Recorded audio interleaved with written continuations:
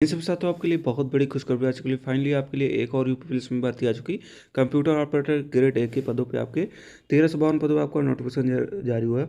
आप देख सकते हैं कि इस कैटेगरी में आपके कितने पद होने वाले हैं। अब इसमें योग्यता को लेकर बात करें, इसमें देखो कंप्यूटर ऑपरेटर ग्रेड ए के पदों पर पुरुष एवं महिला अभ्यर्थी दोनों पात्र होंगे। अब इसका जो फॉर्म की भरने की डेट है उसको आप देख लेते हैं। आपका आवेदन कल ही रात से आपका प्रारंभ हो गया और ये अंतिम तिथि 15 जनवरी तक है।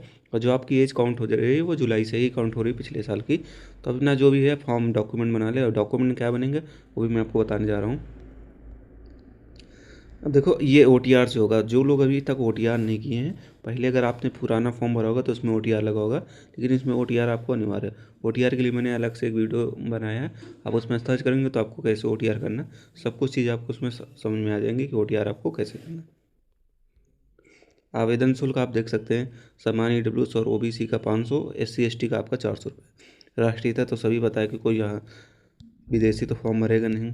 अब शैक्षिक अर्हता, मेन जो आपका चीज़ है शैक्षिक अर्हता। अब देखो इसका फॉर्म भरने के लिए आपको क्या होना चाहिए। इंटरमीडिएट तो सभी पास होते हैं, लेकिन कोई कोई क्या होता है कि फिजिक्स केमिस्ट्री नहीं है आपका, जो PCM से नहीं पास होता है, तो वो लोग एलिजिबल नहीं होंगे, जो आउट साइड से जिनको बोलते हैं।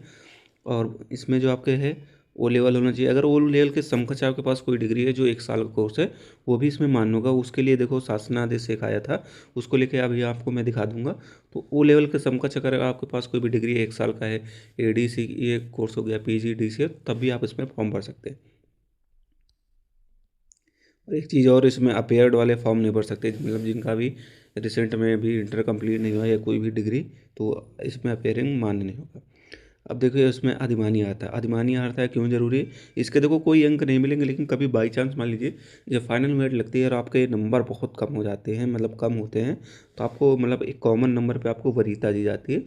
ये इसीलिए इसकी आपकी बताया जा रहा है कि इसको जरूर लगाइए, क्योंकि मान लीजिए आपके 12 नंबर है, मतलब फाइनल मेरिट में 312 होंगे हैं, तो एक चीज़ आपको वरीयता दी जाएगी अधिमानी आता है। अब जो मेन है एज काउंट कब से होगी।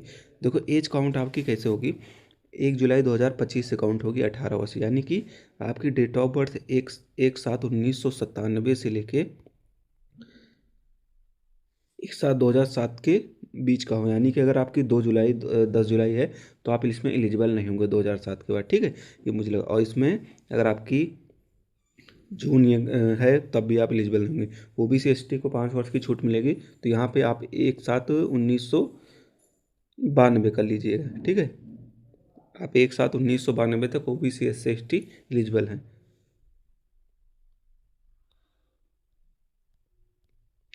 चलिए, तो सबका ही पता है, वैवाहिक स्थिति सबको पता है, उसको बताने की जरूरत नहीं। सारे से स्वस्थता, देखो आपका इसमें कोई भी आपके पास बीमारी वैसी नहीं होनी चाहिए जिससे आपको दिक्कत हो। बाकी इसमें देखो आपकी कोई हाइट ना कोई लंबाई, ये चीज़ें ना कोई दौड़, ये कोई, क्योंकि ये एक प्रकार से देखा जाए तो आपके कंप्यूटर पे जॉब है, बाबू वाली जॉब जिसको बोलते हैं। अब जो मेन है आपका सिलेबस, देखो सिलेबस आपको पता है कि आपका सिलेबस केवल आपका GK का ही पोर्शन होता है। सामान्य ज्ञान के आपके 40 प्रश्न होंगे, अंक होंगे आपको 50। रीजनिंग के आपके 40 प्रश्न होंगे, 50 अंक। और कंप्यूटर का जो सबसे मेन रोल है 80, उसके आपके 100 अंक होंगे। टोटल आपका 160 क्वेश्चन होंगे और 200 नंबर का आपका पेपर होगा।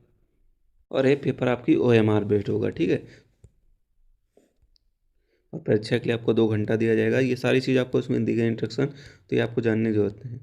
आपका ये जो प्रश्न गलत हो जाता है, कौन से रेट के माध्यम से कैसे आपका काउंट होगा, तो ये इस हिसाब से दिया गया। और टैंक आपका ये सब चीज़ें मुझे लग रहा है आपको पता ही है।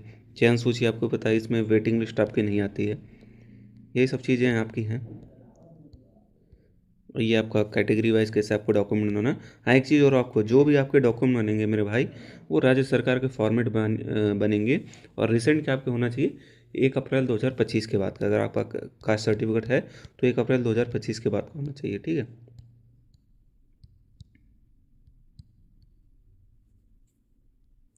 ये देखिए आपको यहाँ पे सारी चीज़ें स्पष्ट रूप से लिखा है कि कोई भी आपका जो अनुसूचित जनजातियों को मान लीजिए उनका तो नहीं बताया जाता है, क्योंकि कई भर्तियों में यूपी पुलिस में उनका पुराना भी चल जाता है। लेकिन जो OBC हैं और EWS, उनका 1 अप्रैल 2025 के बाद का होना चाहिए। और फॉर्म की अंतिम तिथि का, अगर इसके पहले का आपका है तो नया बनवा लीजिए, नहीं फिर मेरे भाई आपको दिक्कत होगी, आपको जनरल में काउंट किया जाएगा।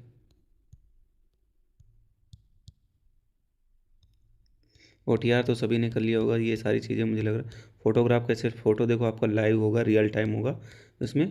अब उसमें कोई खींचने वाला नहीं है, और डॉक्यूमेंट जो आपके होंगे वो डिजी लॉकर के माध्यम से अपना जो है अपलोड कर सकते हैं, या कोई भी जैसा हो। सारी चीज़ें आपको उसमें समझाई गई। बाकी इसका नोटिफिकेशन टेलीग्राम पे पड़ा है, टेलीग्राम आपको कमेंट बॉक्स में दे दूंगा, आप उसमें देख सकते हैं। ये देखो उसके समकक्ष आपके जो डॉक्यूमेंट है, DOPA, DO में ADC, ADC है, ये सब कुछ जो भी आपके पास कोर्स है, तब भी आप इसमें फॉर्म भर सकते हैं।